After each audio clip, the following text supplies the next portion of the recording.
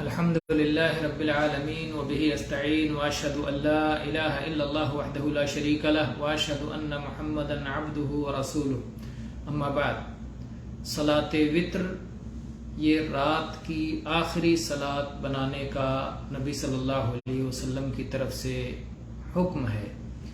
آپ کا حکم یہ ہے کہ صلاۃ پڑھتے ہوئے جب رات میں کوئی شخص عشاء سے فارغ ہونے کے بعد پھر اور کچھ نفلی صلاتیں ادا کرے، سنت نوافل وغیرہ ادا کرے، تو سب سے آخر میں وتر پڑھے۔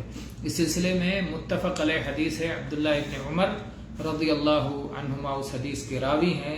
صحیح بخاری میں 998 نمبر پر اور صحیح مسلم میں 751 نمبر پر ہے۔ اللہ کے نبی صلی اللہ علیہ وسلم نے فرمایا، اجعلوا آخر صلاتکم باللیل وترا، اپنی رات کی آخری صلات وتر کو بناؤ،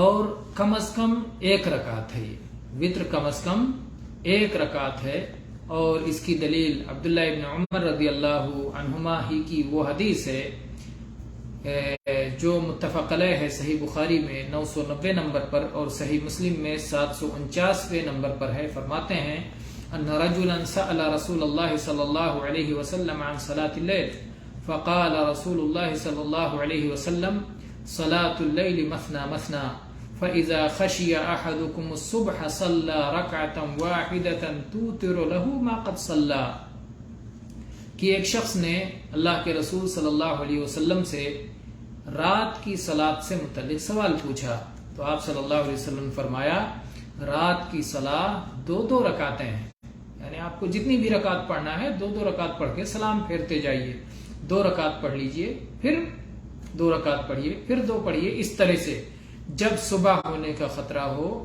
1 رکعت پڑھ لیجئے، جتنا کچھ آپ نے پڑھا ہے سب کے سب وتر ہو جائے گی، کیونکہ وتر ایک ہے، اور ایک کو جب کسی میں ملا دیا جائے تو وہ بھی وتر بن جاتا ہے۔ 2 کے ساتھ آپ نے 1 ملایا تو یہ جوڑا جو شفع تھا 2 وہ 3 بن کے وتر بن گیا۔ 4 کے ساتھ آپ نے 1 کو ملایا تو وہ وتر بن گیا، 5 ہو گیا۔ 6 کے ساتھ آپ نے 1 ملایا تو وہ 7 ہو کر وتر ہو گیا۔ 8 کے ساتھ آپ نے 1 کو ملایا تو وہ 9 ہو کر وتر ہو گیا۔ 10 کے ساتھ آپ نے 1 کو ملایا تو وہ 11 ہو کر وتر ہو گیا۔